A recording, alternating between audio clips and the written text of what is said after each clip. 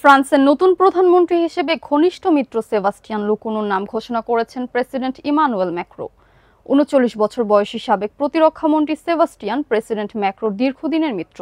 তিনি ২০১৭ সালের প্রেসিডেন্ট নির্বাচনী প্রচারে তাকে সমর্থন দিয়েছিলেন। কামরুজ্জামানের তথ্যে বিস্তারিত। ফ্রান্সের নতুন প্রধানমন্ত্রী হিসেবে ঘনিষ্ঠ মিত্র সেবাস্টিয়ান লুকুনুর নাম ঘোষণা করেছেন প্রেসিডেন্ট ইমানুয়েল ম্যাক্রো। ৩৯ বছর বয়সী সাবেক প্রতিরক্ষামন্ত্রী সেবাস্টিয়ান প্রেসিডেন্ট ম্যাক্রোর দীর্ঘদিনের মিত্র। তিনি ২০১৭ সালের প্রেসিডেন্ট নির্বাচনী প্রচারে তাকে সমর্থন দিয়েছিলেন। ফ্রান্সের এরিসি প্রাদাস এক বিবৃতিতে বলেছে, ফ্রান্সের পরবর্তী বাজেট গ্রহণের লক্ষ্য নিয়ে সেবাস্টিয়ানকে রাজনৈতিক দলগুলোর সঙ্গে আলোচনা চালিয়ে যাওয়ার দায়িত্ব দেওয়া হয়েছে।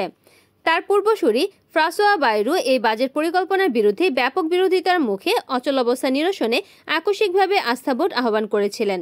এরপর প্রধানমন্ত্রীকে উৎখাত করা এবং সংখ্যালঘু সরকারকে টেনে নামাতে পার্লামেন্টে ভোট হয়।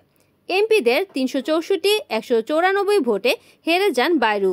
বাইরু তার সরকারের ব্যয় কমানো এবং ঋণের বোঝা সামাল দেওয়ার পরিকল্পনার পক্ষে যথেষ্ট সমর্থন আদায়ের চেষ্টা নিয়েছিলেন আস্থা ভোট ডেকে।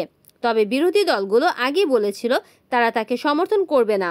এই পরিস্থিতিতে আস্থা ভোটে বাইরুর হার অবশ্যম্ভাবী ছিল। তার পরাজয়ের ফলে ২ বছরেরও কম সময়ের মধ্যে প্রেসিডেন্ট ম্যাক্রোকে নতুন প্রধানমন্ত্রী বেছে নিতে হলো। Desk news, Kamruzzaman Kamrul, NN TV।